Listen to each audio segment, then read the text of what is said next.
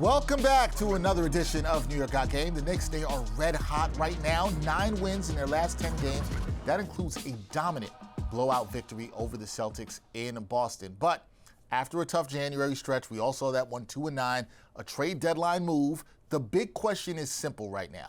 Have the Knicks finally found their identity? Well, on this episode, we're going to answer that question, and we're going to do it. Joining me now, the person to help break it all down, is Ron Hunter. He's the host and co-founder of Still Knicks Fans, and he joins me now. Ron, what's good, my guy? How you doing? Man, happy to wake up another day, open my eyes, and be a part of the earth. So I'm going. If that's the metric, I'm okay. That is good. Hey, you know what helps with that metric? You got to wake up. You got to see another day. The Knicks have won 9 out of 10. The vibes are pretty good around the team. I'm not sure everybody feels that way, but, you know, the vibes are pretty good. So, Ron, this team has won 9 out of its last 10. We just saw them on Sunday dominate Boston. When you look at this, and we saw this team play really well during December in that run to the NBA Cup, does this feel different than previous hot streaks we've seen from the Knicks, either this season or in previous seasons? What do you say about this streak that we're seeing the Knicks on right now? Yeah, I definitely think it feels different. I as someone who's been watching the Knicks and noticing their evolution of turning into a really good contending basketball team. You just watch the differences in how they approach games and the streaks they've had before. And I could say specifically this streak, I don't think I can really point to a time where I saw the Knicks play a mix of under 500 teams as well as over 500 teams and win comfortably. So there would be times where they might, have a couple good comfortable wins throughout the course of the streak. But in this particular streak, they're either winning comfortably over the good teams, like the above 500 teams, or they're blowing out the below 500 teams, which is something I'm not used to seeing. So they're really putting their foot on the necks of their opponent, which I'm surprised, and that's what I'm really excited about. It shows me a different level of urgency with regards to the wins. Yeah, I would say, Ron, right, like a different level of urgency. And then, listen, and sometime we're going to get into this next, you're going to have these stretches, but it shows a level of connectedness and commitment to at least what needed to be done after that stretch. So let's get into it, right? Because we saw the Knicks, we saw them have that terrible 2-9 stretch in January, and some of the fan base, they were about to be out on the Knicks. But when you watch this version of the Knicks right now, what you just talked about and what we're seeing, and this is a big question I have right here, is what do you think their identity is right now? Because you've heard this all season where people have said, hey, the Knicks don't have an identity. So just in this stretch, what do you think their identity is right now? Well, I know most people will probably point to defense because over this 10-game stretch, they are actually number 1 in the NBA in defense. So it's easy to say that this is who we are now. But I like to say that I think Mike Brown and the rest of the players have kind of gone back to basics, realizing that defense is important and they've been lacking there. But I also want to say that they have done a really good job offensively over this stretch.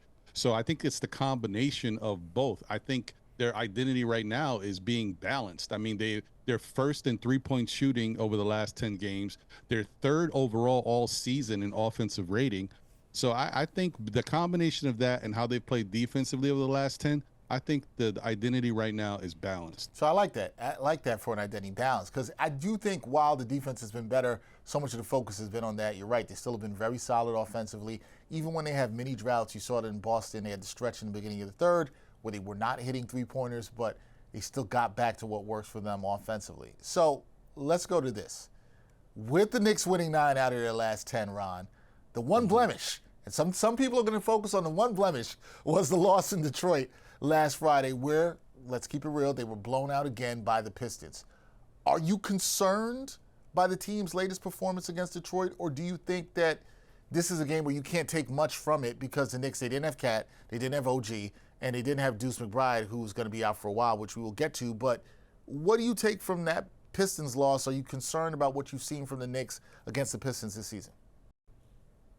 I mean, over the season, I would say, yeah, I'm a little concerned. that just things haven't really worked out. I think it has to do with timing. In the NBA, it's an 82 game season. A lot of things will happen and take and you know it'll take time to really work everything out. And unfortunately, for whatever reason, when they play the Detroit Pistons, there's been certain things that just haven't been ideal. The last time when the Pistons blew them out by 31, the Knicks were a different basketball team, and I don't think they were good enough to really face the Pistons and win against them, let alone make the game a lot closer. This time around, however, the Knicks are playing really good basketball, and it's unfortunate that they go into a Pistons game without two of their core players in OG and Cat, and then we're talking about other really, important pieces of the eight player core that they have with Deuce and then losing Josh throughout the game. Yeah, I think that and a combination of Jalen Brunson not being able to hit anything from the jump, it's just too much to overcome. So I always just say, I hate to make excuses, but for this particular game, there's excuses all over the place, and I feel it's warranted. Yeah, I think it's fair. And listen, the Pistons, they didn't have Jalen Duren as well, too, Right. and he's the second best player. I understand all that. I think there are some things coming out that game where you can say, I didn't like maybe how Brunson handled the length that was thrown at him. Mm-hmm. But what I would say to that is, you've seen the captain always figure this stuff out. I think he figures that out over a 7-game series. I don't take too much from that last game against Detroit. And you make a good point. The January 5th game against Detroit, Knicks were a different team. They had some stuff going on, too.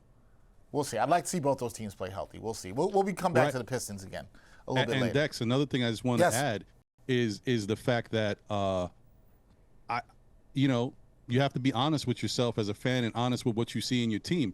And honestly, I think the Knicks are a team that really needs their core pieces, as many of them as they can have, to be successful. Other teams may be able to win games without their core pieces, and it's interchangeable because of how they play. But the Knicks need their guys. So if there's excuses to be made for the Knicks, I think it's a little bit more warranted than maybe another team. Yeah, I don't. It's funny. Now you bring up that point. You made me think about something that I had brought up in a previous episode. I don't remember who the guest was. I want to say it was Jeff Johnson. But I posed a question much earlier in the season. It might have been late December, early January. Was, can this Knicks team win if they don't have two of their top 7, 8 players? And to that point that you said, it really hurts the Knicks because, and you can get into bench depth and all this stuff, but they are a little bit top heavy. Now, I don't think most contending teams can handle losses to two of their top 7 or 8 rotation players. I don't think this is a Knicks problem. Most teams will struggle with that. And this happens sometimes in the NBA season, to your point, 82 games, a couple guys are going to be out. Yeah, especially, we should also note, they had 3 of their top 8 players not in the game on Friday, and 2 of their starters, 2/5 of the starters, were not in the game. That's going to affect most teams. I just think it's, you got to put things in context sometimes a little bit. But let's go back to the trade deadline here, Ron, because the Knicks, they made a move at the deadline. They got point guard, and I know you and I will like this because we are Brooklyn natives. They got Brooklyn native Jose Alvarado from the Pelicans. What did you make of the move? And also, what did you make of his performance in his first game as a Knick in Boston? And what do you think he brings to this team that they were missing earlier in the season? Well, first off, shout out to Jose Alvarado, Boricua, Williamsburg. We in the house, baby. There you go. Yep. So I was actually very pleasantly surprised because my whole thing about Jose Alvarado is he's so special in what he does, and he's pesky, but I'm just surprised that he's still able to do what he does, even though they know it's coming. And he still was able to get 2 steals in the game and turn that on and affect the game.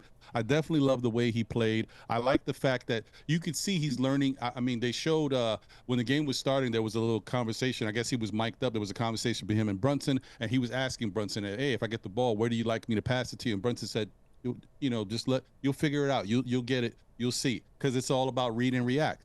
And I think he did a good job of kind of just letting the game flow and come to him. He stood back. He wasn't too aggressive. He passed up shots and just tried to get everybody else involved. I think he was being a really good student of learning their offense and understanding where he fits in it. And I think as time goes on, he's going to get even better. But I was definitely very happy with the addition of Jose Alvarado. and how he looks. I was a little skeptical at first because another short guard. Okay. But I said, you know what? Once we found out about, unfortunately, Deuce, I see the need for him. Okay, so I was wondering if that was part of your skepticism there, Ron, with his size. And I think I want to be clear. I think that was fair because when you look at the Knicks backcourt, Brunson, not a big guy. Deuce, also not a big guy. But Deuce, one of the smaller guys, one of the best point of attack defenders. You get another good point of attack defender here. One of my takeaways from the Boston game when you watched Alvarado on the floor, Ron, and you can tell me if you rock with this as well too, because he was so good like on the ball and off the ball in his defense, it just helps, even though he lacks size, it helps that the Knicks then have another defender, a plus defender, just another plus defender, right? Not another guy you could just easily target on the floor. Granted, he's going to struggle against some bigger players, but the fact he's so good, I still don't know how he does his GTA stuff where he's coming behind guys and getting steals. I still haven't figured it out either. But I do think that matters for the Knicks in terms of just feeling like they're a little bit more solid defensively, to your point, especially with Deuce out. I like what he brings on the defensive end despite the size limitations. Is that enough for you that, you like what he brings on that end as well too? Well, yeah, I mean, I think so. I think I was a little, maybe it's tough when you don't see a player play every day because he's not on your team. So you're acquiring him and you're just kind of letting stats be your guide. You might look at highlights, but I haven't had a chance to really look at a lot of recent highlights of him. I just know his game and I know what he's done against us and seen his style of play. But, when you start to kind of deep dive into him, I was just a little concerned about, over the last 2 years, there's been a dip in his defensive style. He hasn't really done as much defensively as he did in the past. And I just chalk that up to a player being in the league for a number of years. Things start to change a little bit the more you're around. But the other thing that I look at is the New Orleans Pelicans are a younger team, a little bit more athletic than the New York Knicks, a little faster moving. And so I feel like maybe, he might have lost a step in the mix of their group. But on the Knicks, with a slower team, I think he's a breath of fresh air. And so, I think here he will be allowed to really be in his element, and I think we'll see the difference. And I think we started to see the difference already today, automatically. Yeah, I think we did against Boston. I think that's a good point, his energy, that energy infusion that he can bring to the bench. Okay, so we saw GTA deliver. We just talked about it, right? 12 points, 2 assists, 2 steals against Boston in the team's latest win on Sunday. But for me, another standout off the bench was rookie Mohamed Diawara. He scored 10 points. He did not miss a shot in this game. Where are you, Ron, on his development? Because I think even when I've been on your show, I don't think we've talked too much about Mohamed Diawara. But where are you in his development, and do you think that he's a player that can really help this Knicks team going forward? What do you say? I love Mo. I love Mo. I like what he does out there. I like the fact that the thing about Diwara that is intriguing is out of all the young guys, I think he has really done the most consistently with his opportunities, even in minimal minutes. Like, we used to comment about him all the time, 2-3 minutes, and he has 1 assist, 1 block, 1 rebound. Like, it's small, but you're saying, hey, even a little bit of minutes, he does something. And I think that's a really good thing. But I think most importantly, his versatility with his size, his ability to run up and down the floor, his great passing acumen. There's a lot of things to like about Mo Diawara. And I still think the interesting thing about him is, like, when we were getting him and drafting him, everybody kept telling me about, his defense. And don't get me wrong, I think he plays good defense, but I haven't seen him be able to lock in on defense. And I think that's going to come with time. In the NBA, you're facing a lot of different competition, and guys, are at star levels, they have their set moves. And it takes a lot of time for a defensive player specifically to understand these patterns and know how to play these guys. And I think over time, he's just going to get better. I'm in agreement with you. For people who've watched this show, and particularly our live shows, I've been very high on him. And look, I'm not saying I know what he's going to be, Ron, but you mentioned the defense. And the one thing when I watch him, I always say he doesn't look lost on defense, which to me is huge for a rookie, right? He's reading the assignments well. He's making his rotations. Is he always locked in? No. Is he always going to lock up another guy, a tough assignment like a Jaylen Brown on Sunday? No. But the effort's there. He just doesn't look lost. We've seen other young players, even on this team, that sometimes they come in and it's like, what's going on? Where should I be? What am I doing? Right?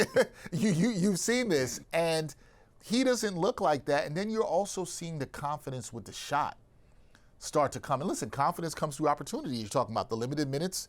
He's looked good. Mike Brown clearly trusts him out there. He's been showing that 27 minutes on Sunday against the Celtics. So you're starting to see that. I think Mo Diawara could be a piece. It's going to be interesting to see how his development goes. And the Knicks are going to probably try to lock him up to a team-friendly deal this summer. I like him as a player, and I think Knicks fans should be excited with what they're seeing off the bench. The last thing I'll say about that is, look, we talk sometimes about first-round picks, high second-round picks. This is a guy who's taken with the 51st pick in the draft. Good scouting finds talent everywhere. And the Knicks have done some of that in the last 6 to 7 years of finding some good talent, particularly in the second round. So he might be another guy that kind of adds to this. Now, you mentioned this before because we learned on the day of the trade deadline. We learned about Deuce McBride. We learned that he's going to be out until likely the end of the season with a sports hernia that he already has had surgery for. What's your concern level about the Knicks being able to survive without their best three-point shooter and their best point of attack defender for an extended period of time? Where are you on your level of concern about this with Deuce being out? Honestly, I'm a big Deuce fan. He's one of my favorite players on the team. And so I've been yearning and, asking for it and begging for Deuce to be, a better offensive player and locked in. And because I think his consistency on the offensive side was lacking a little bit over the last 2 seasons. And, and then whenever he would get it going, he would get these little nagging injuries that would derail him and he would lose his rhythm. He'd have to get it all back. And so I just feel bad for Deuce because things just keep happening to him. And especially, this season, he's been the best I've seen him, since he's been a Knick, I think consistently on the offense and defense. He's always had the defensive side, but offensively, he's been fantastic this year. And so to lose him is not going to be easy for the Knicks to, deal with that long term. Hopefully it'll get him back, before the playoff run. But I do think the good thing is that we did pick up Alvarado, and he will be able to add something, another ball handler and somebody who's pesky on defense, point of attack defense, as you mentioned, that can help the team. And I think another thing that's really important that maybe, throughout the course of this season, we haven't really been able to appreciate, but it's here now, is Landry Shamet is back, and he's been back and more intertwined in the rotation. And I think with the addition of Alvarado and Landry Shamet being here, that's going to be what really makes up for Deuce not being here. I know it's weird because Shamet is, like I always say, he's the worst defender ever because he's right there, but sometimes he just doesn't stop people. But his activeness, his energy, his activeness and his energy is what's really helping the team, and I think it pushes everybody. I think they work together that way. It's a good thing. Yeah, Shamet's energy is infectious, and now he'll be asking. He's not going to give you. He should shot the ball well. I know what you're saying. He's not going to give you everything that Deuce had, and you're right. It's been tough for Deuce because this has been his best season, to me, his most complete season. And then he gets another little knock here, and you're like, man, this is tough. But Shamet's been good since coming back. His energy is infectious. We'll see how they can hold it down without Deuce McBride out of the rotation. But when you look at this rotation now, right, even with Deuce McBride out, so when you look at it now with Deuce McBride out, does it feel more defined than it did a month ago, knowing that you've got Jose Alvarado in here? We'll see what happens with Tyler Kolek, and Jordan Clarkson. We'll see what happens to those guys. But trade deadline's over. Deuce is not going to be here probably to the end of the season. Do you look at this rotation as, okay, this is more defined, and I know how this team is pretty much going to look from now to the end of the season? Yeah, I think it's definitely in a better place. Having Shamet back healthy helps the team tremendously. I think because, like I said, the energy and all that stuff that he does bring, and it's infectious. And I think the addition of Alvarado is something they are going to really benefit from. The only thing I would say they're still probably missing is one more. It's still to be determined, but either another big that will help them with a little bit more length because the matchups will change throughout the season, and you just want to be in the best possible position to defend, or another, uh, I guess, consistent scorer coming off the bench because there's, right now throughout this 10-game win streak, the Knicks, I mean 10-game streak, I mean sorry, over the last 10 games, 8-game win streak, the Knicks played incredible offense, but you can't always count on that. Some nights you're not going to have it. Some nights the starters may not have it, and the bench might have to bail them out. And I think the Knicks still need a little bit more scoring off the bench. I think Jordan Clarkson, as much as I've liked his game over the years, he's terribly inconsistent and has been much more inconsistent with the Knicks. So if they can find somebody else, I don't know, maybe a Cam Thomas or somebody off the buyout market, I think that might benefit them. But I would definitely think that it's either one of the two. If we get one of the two, then I would say that we're in a much better place. We've gotten rid of Yabusele, who just wasn't a good fit here, right. And hopefully he's blossoming and doing better in Chicago, where he gets more playing time and more opportunities. So you just mentioned Cam Thomas, and right before we started recording this, Ron, he just signed with the Milwaukee Bucks, where he's going to get a lot of shots there. That's what I'll say. He's going to get plenty of shots there. Not sure you'd fit in with this team because he doesn't I don't know defense, either. right? It sounds to me, I think the two options you mentioned, and we'll get to this more in the coming weeks, but the buyout market that you just mentioned, could they get another big? That could be interesting. Do they get another? I don't know how many good scorers are going to be on the buyout market that can, come in off the bench and give you buckets. Do they get another wing with size that could defend, like a Matisse Thybulle? Is that an option? There's some ways they can go. I do agree. You can feel better about the rotation, but it does feel like there's just like one more thing, right, that they could have that would make maybe they you feel can get a tweener, better. Dex. Maybe they can get a tweener like a Chris Boucher. So one of my friends hit me up and mentioned Boucher today. He mentioned Boucher to me, so that I could see that. I could see that as a guy that he's a tweener. He could play a little bit 3, play a little bit of the 4. Yeah, I could see that. He can hit corner threes, something the Knicks are best in the league at. Mm-hmm. I can see that. That's not a bad name. We'll get more into the buyout market into another couple of weeks. But I wanted to ask you this. When you look at the contenders in the East, Ron, because I had a friend I was talking to today, and she said to me, and I thought it was an interesting statement, she said, hey, I think the Celtics are actually the team to beat in the East. That made me think about what I'm going to ask you here. It's a statement. I saw your face. It's a statement. It's an interesting statement. So which team are you more concerned about right now in a potential playoff series? Would it be the Pistons or would it be the Celtics? And why? Which of those two teams would you be more concerned about, or you think Knicks fans should be more concerned about? Well, I think the whole league should be concerned about the Boston Celtics because they were mentioning today Jason Tatum's getting closer. He's playing 5-on-5s.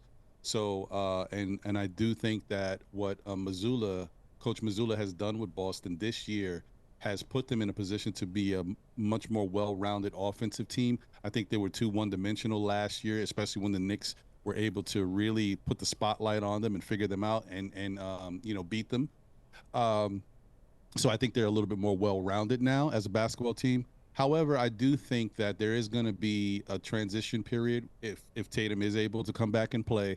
The team has been playing without him. Jaylen Brown has got into a new level of comfortability, and I do think that Tatum is going to upset that a little bit. How long it takes for them to gel and mesh again, don't know. But I do think there's going to be a little time where they have to get that back, and so I don't fear them as much as I fear a team who is already clicking on all cylinders and is number 1 in the East. So I think Detroit is a team that I would say, they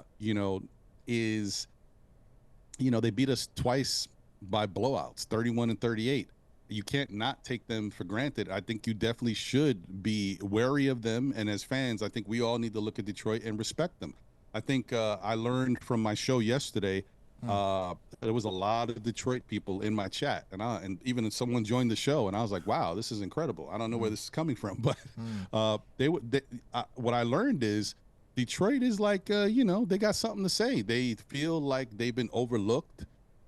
They feel like they don't get the respect that they deserve, and I think they have an issue with New York, not only just the team, but the fans in general overlooking them.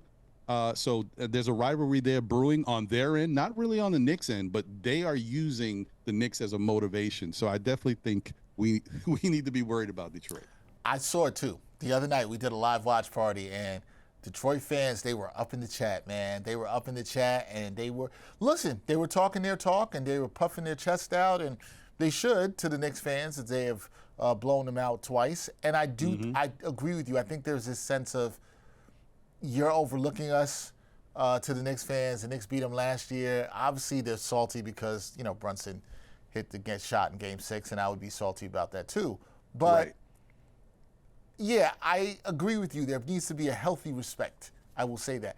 I understand from the Knicks fan, because I feel this way, and I think the Knicks are still the most talented team in the East. However, talent does not get you to the finals. Talent does not always win you championships. We do know that. You still have to respect your opponent and go out there. So a lot of respect for Detroit. They've one of the best defenses in the league. So you got to respect what they do. Now, Right. Ron, we know this. Some fans, and I know you saw this on your show, had major concerns during that 2-9 stretch last month. And some, they may still not be fully bought into this squad, despite the fact that they have won 9 out of their last 10 games. So what do you think is the biggest thing that this team still needs to prove before fans fully buy in? I know you're not going to get every fan to always buy in at the same time, but what do you think is the thing that the Knicks still have to prove to this fan base?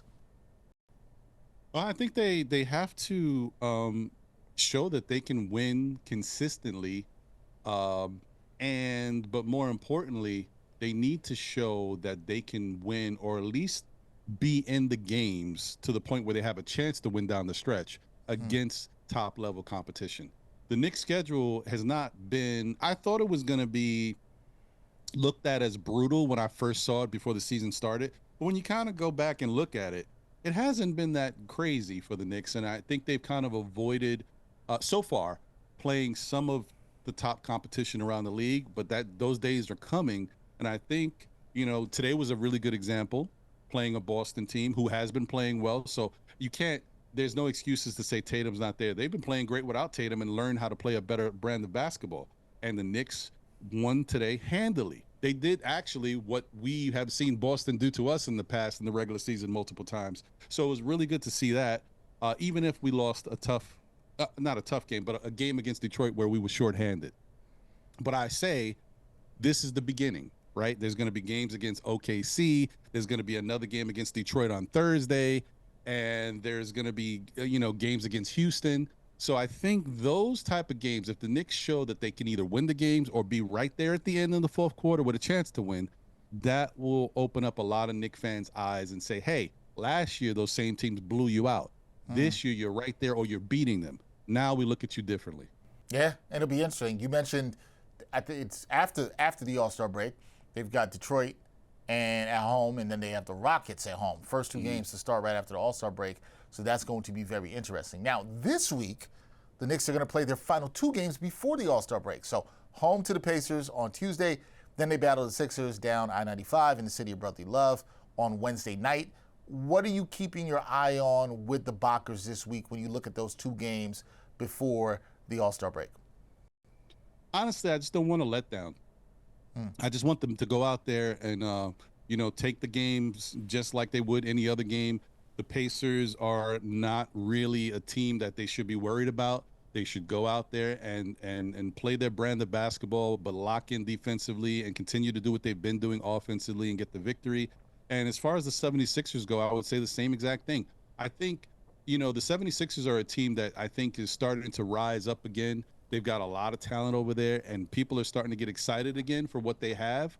But it doesn't change the fact that I think the Knicks match up very well with them. There's a couple teams in the league that no matter how good they are, the Knicks match up very well and have a chance to beat them any given night. And that's the 76ers, the Milwaukee Bucks, and the Denver Nuggets. For whatever reason, they match up really well against those teams. So I would expect them to go out there and take care of business and put their best foot forward and get another set of victories for both. All right, they can get another set of victories.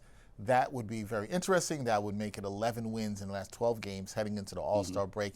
Knicks 1-2 against the Sixers this season. Last got a win last month in January against Sixers down in Philadelphia. One of their better road wins of the season for the Knicks. All right, last thing for me, Ron. Bottom line here. We have seen the Knicks play much better defense in recent weeks. You just talked about the fact how they have the number one defense in their last 10 games in the league. But, Ron, have the Knicks finally found their identity? Because we talked about what their identity looks like now during the stretch. Or do you view this as they're still a work in progress? What do you say? No, I think they have found their identity. I think that identity is the fact that they're a balanced team. I think they have to make a concerted effort and an attention to detail on defense. They have to give maximum effort. They have to communicate and continue to buy in and talk to each other, because I think they were lacking that a little bit. They have maybe they rested on their defensive laurels from years past, and it wasn't that easy. It didn't come naturally. You actually have to work at it. And I think they had to be a lot more vocal as to what's going out there on the court. There was a lot of lapses, backdoor openings that they were, letting take place. Once we saw that not only were the Knicks struggling to stop, opponents on the perimeter, but also in the paint, that's when we knew there was a problem. And I think they've solved that for the most part. There's still, going to be issues where, you can't stop everybody, but I think they've put in a lot more attention to detail there. And I think they're continuing to go back to the principles that Mike Brown was trying to institute to start the season. Moving the ball, moving your body, trusting your teammates. And I think they're getting back to that. So with the combination of the defensive side, the offensive side, and Mike Brown's more condensed rotations, not experimenting so much and letting guys go out there with their core and play, I think that's the key. And I think he realized that over the 8-game win streak, lessening the rotation and kind of focusing on a strong 8, maybe a 9. I think that was smart. And I think along the road, if they continue to do that, I think we'll be fine. All right, I think they'll be fine. Knicks looks like they may have finally found their identity. It's always a long season, Ron. It's 82 games.